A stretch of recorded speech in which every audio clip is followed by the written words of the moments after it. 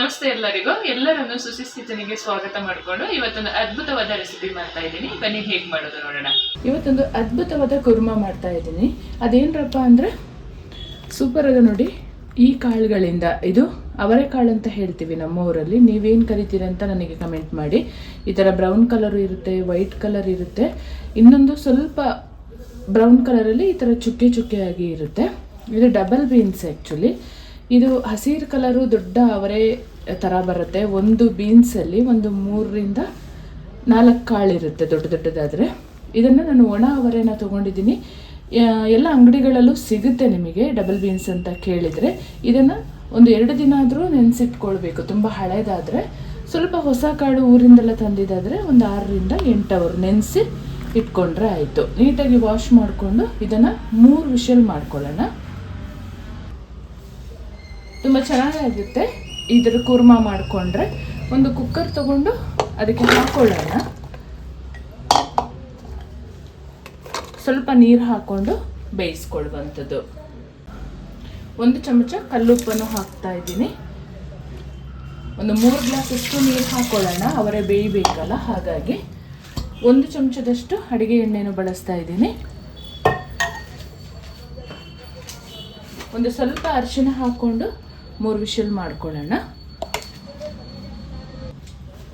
ನೀಟಾಗಿ ಒಮ್ಮೆ ಮಿಕ್ಸ್ ಮಾಡ್ಕೊಳ್ಳೋಣ. ಅವರೆಕಾಳು ಕೂರ್ಮಕ್ಕೆ ರುಬ್ಕೊಳ್ಳೋಕ್ಕೆ ಏನೇನು ಮಸಾಲೆ ಬೇಕು ಅಂತ ನೋಡೋಣ. ಇದನ್ನು ನಾನು ನೀರು ಹಾಕಿ ಬೇಯಿಸ್ಕೊಳ್ತಾ ಇದ್ದೀನಿ. 1 ಚಮಚದಷ್ಟು ಕುಂಬಳಕಾಯಿ ಬೀಜ ಹಾಕ್ಕೊಳ್ತಾ ಇದ್ದೀನಿ. ಒಂದು 25 ರಿಂದ 30 ಗೋಡಂಬಿಯನ್ನು ತೊಗೊಂಡಿದ್ದೀನಿ. ನೀವು ಬಾದಾಮ್ ಆದರೂ ಹಾಕೋಬಹುದು. 4 ಮೀಡಿಯಂ ಸೈಜ್ ಟೊಮೆಟೊನ ತೊಗೊಂಡಿದ್ದೀನಿ. 1 ಗಡ್ಡೆ ಬೆಳ್ಳುಳ್ಳಿಯನ್ನು ಸಿಪ್ಪೆ ಸಮೇತ ತೊಳೆದಿಟ್ಕೊಂಡಿದ್ದೀನಿ. ಒಂದು 3 ಮೀಡಿಯಂ ಸೈಜ್ ಈರುಳ್ಳಿನ ಹಾಕ್ಕೊಂಡಿದ್ದೀನಿ. ಇದಕ್ಕೆ ನೀರು ಹಾಕ್ಕೊಂಡು ಬೇಯಿಸ್ಕೊಳ್ಳೋಣ. ಈ ನೀರನ್ನು ಚೆಲ್ಲುವ ಹಾಗೆ ಇಲ್ಲ, ಈ ನೀರನ್ನು ರುಬ್ಕೊಳ್ಳೋಕ್ಕೆ ಹಾಕೋಬೇಕು. ಬೇಯಿಸಿದ ನೀರನ್ನು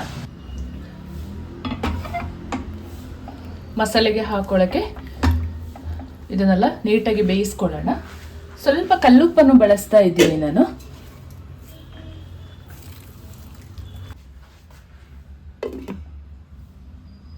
ಅವರೆಕಾಳು ಕೂಡ ನೀಟಾಗಿ ಬೆಂದಿದೆ. 3 ವಿಷಲ್ ಮಾಡ್ಕೊಂಡಿದ್ದೀನಿ.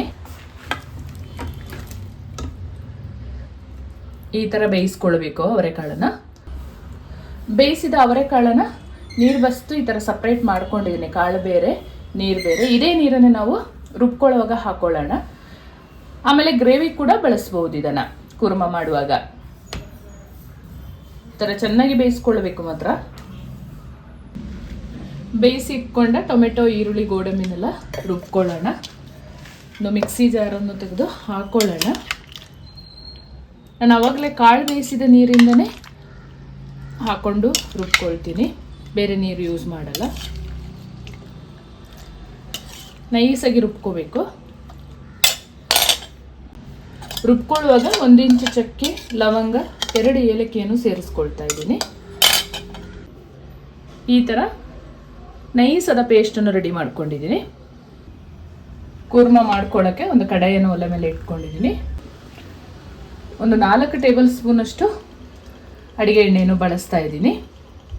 ಸ್ವಲ್ಪ ಎಣ್ಣೆ ಜಾಸ್ತಿನೇ ಹಾಕ್ಕೊಳ್ತೀನಿ, ಕುರ್ಮಾ ಅಲ್ಲ, ಚೆನ್ನಾಗಿರುತ್ತೆ. ಮತ್ತು ಸ್ವಲ್ಪ ಕಾಳುಗಳು ಜಾಸ್ತಿ ಇರೋದ್ರಿಂದ ಸ್ವಲ್ಪ ಜಾಸ್ತಿ ಎಣ್ಣೆ ಹಾಕ್ಕೊಳ್ತಾ ಇದ್ದೀನಿ. ಎಣ್ಣೆ ಬಿಸಿಯಾಗಿದೆ. ಅರ್ಧ ಚಮಚದಷ್ಟು ಸಾಸಿವೆ ಬಳಸ್ತಾ ಇದ್ದೀನಿ. ನಿಮಗೆ ಸಾಸಿವೆ ಬೇಡ ಆದರೆ ಸ್ಕಿಪ್ ಮಾಡ್ಬೋದು. 2 ಕಡ್ಡಿ ಕರಿಬೇವು ಸೊಪ್ಪನ್ನು ಹಾಕ್ಕೊಳ್ತಾ ಇದ್ದೀನಿ. 2 ಈರುಳ್ಳಿಯನ್ನು ಸಣ್ಣದಾಗಿ ಕಟ್ ಮಾಡಿ ಇಟ್ಕೊಂಡಿದ್ದೀನಿ. ಅದನ್ನು ಕೂಡ ಸೇರಿಸ್ಕೊಂಡು ಫ್ರೈ ಮಾಡ್ಕೊಳ್ಳೋಣ.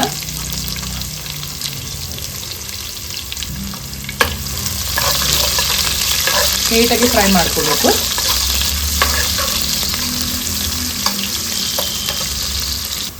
ಈರುಳ್ಳಿ ನೀಟಾಗಿ ಫ್ರೈ ಆಗಿದೆ. ಒಂದು ಅರ್ಧ ಚಮಚದಷ್ಟು ಶುಂಠಿ ಬೆಳ್ಳುಳ್ಳಿ ಪೇಸ್ಟನ್ನು ಹಾಕ್ಕೊಂಡು ಹಸಿ ವಾಸನೆ ಹೋಗೋವರೆಗೂ ಫ್ರೈ ಮಾಡ್ಕೊಳ್ಳೋಣ. ಈರುಳ್ಳಿ ಇಷ್ಟು ಫ್ರೈ ಆಗಿ ಆದ ಮೇಲೆ ರುಬ್ಬಿಟ್ಕೊಂಡು ಮಸಾಲೆಯನ್ನು ಸೇರಿಸ್ಕೊಂಡು ನೀಟಾಗಿ ಫ್ರೈ ಮಾಡ್ಕೋಬೇಕು.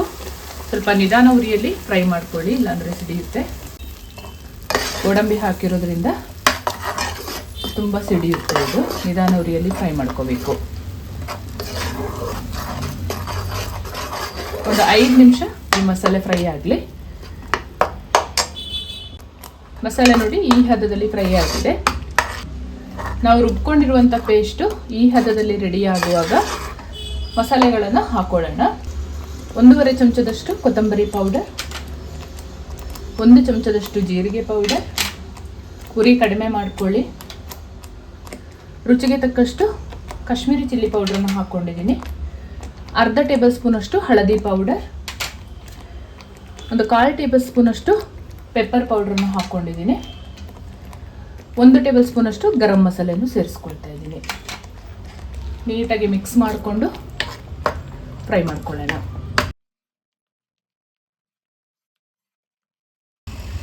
ಈ ಹದದಲ್ಲಿ ಮಸಾಲೆ ರೆಡಿ ಆಗುವಾಗ ಬೇಯಿಸಿಟ್ಕೊಂಡ ಅವರೆಕಾಳನ್ನು ಹಾಕ್ಕೊಳ್ಳೋಣ. ಉಪ್ಪು ಹಾಕಿಲ್ಲ ಅಂತ ಅಂದ್ಕೊತೀರಾ? ಇಲ್ಲ, ಬೇಯಿಸ್ಕೊಳ್ಳುವಾಗ ಮತ್ತು ಕಾಳು ಬೇಯಿಸ್ಕೊಳ್ಳುವಾಗನೂ ನಾನು ಉಪ್ಪು ಹಾಕ್ಕೊಂಡಿದ್ದಲ್ಲ, ಹಾಗಾಗಿ ರುಚಿ ನೋಡ್ಕೊಂಡು ಹಾಕ್ಕೊಳ್ಳೋಣ ಅಂತ ಇವಾಗ ಹಾಕ್ಕೊಳ್ತಾ ಇಲ್ಲ. ಬೇಯಿಸಿದ ಕಾಳನ್ನು ಸೇರಿಸ್ಕೊಳ್ಳೋಣ. ಚೆನ್ನಾಗಿ ಒಮ್ಮೆ ಮಿಕ್ಸ್ ಮಾಡಿಕೊಂಡು ಒಂದು 5 ನಿಮಿಷ ಕುದಿಸ್ಕೊಂಡ್ರೆ ಸಾಕು. ಸ್ವಲ್ಪ ಕಾಯಿ ಹಾಲು ಕೂಡ ಹಾಕ್ಕೊಳ್ಳುವಂಥದ್ದಿದೆ. ಇದು ನೀಟಾಗಿ ಮಸಾಲೆ ಮತ್ತು ಕಾಳು ಮಿಕ್ಸ್ ಆಗಲಿ. ಸ್ವಲ್ಪ ಕೊತ್ತಂಬರಿ ಸೊಪ್ಪನ್ನು ಹಾಕ್ಕೊಂಡು ಸ್ಟವ್ ಆಫ್ ಮಾಡ್ಕೊಳ್ಳೋಣ. ಇದು ಸ್ವಲ್ಪ ತಣ್ಣಗಾದ ಮೇಲೆ ಇನ್ನೂ ಗಟ್ಟಿಯಾಗುತ್ತೆ. ಇಷ್ಟ ಆದರೆ ಸಾಕು. ರೊಟ್ಟಿ, ಚಪಾತಿ, ಬಟರ್ ನಾನ್ ಎಲ್ಲದರ ಜೊತೆಗೂ ಇದು ಸೂಪರ್ ಕಾಂಬಿನೇಷನ್. ಒಂದ್ಸಲ ಟ್ರೈ ಮಾಡಿ. ಸಿಗುತ್ತೆ ನಿಮಗೆ, ಎಲ್ಲ ಮಾಲ್ಗಳಲ್ಲಿ ಕೂಡ ಈ ಅವರೆಕಾಳು ಸಿಗುತ್ತೆ. ಊರ ಕಡೆ ಎಲ್ಲ ನೆಟ್ಕೊಂಡಿರ್ತಾರೆ. ಅದ್ಭುತ ರುಚಿಯ ಅವರೆಕಾಳು ಕುರ್ಮಾ, ಡಬಲ್ ಬೀನ್ಸ್ ಕುರ್ಮಾ ಅಂತಲೂ ಹೇಳ್ಬೋದು. ಈ ರೀತಿಯಲ್ಲಿ ರೆಡಿ ಮಾಡ್ಕೊಂಡಿದ್ದೀನಿ. ತುಂಬ ಅದ್ಭುತ ರುಚಿ ಇರುತ್ತೆ. ನೀವು ಒಂದ್ಸಲ ತಪ್ಪದೆ ಟ್ರೈ ಮಾಡಿ. ಹೆಚ್ಚು ನಿಮ್ಮ ಫ್ರೆಂಡ್ಸ್ ಆ್ಯಂಡ್ ಫ್ಯಾಮಿಲಿಗೆ ಶೇರ್ ಮಾಡಿ. Thank you for watching.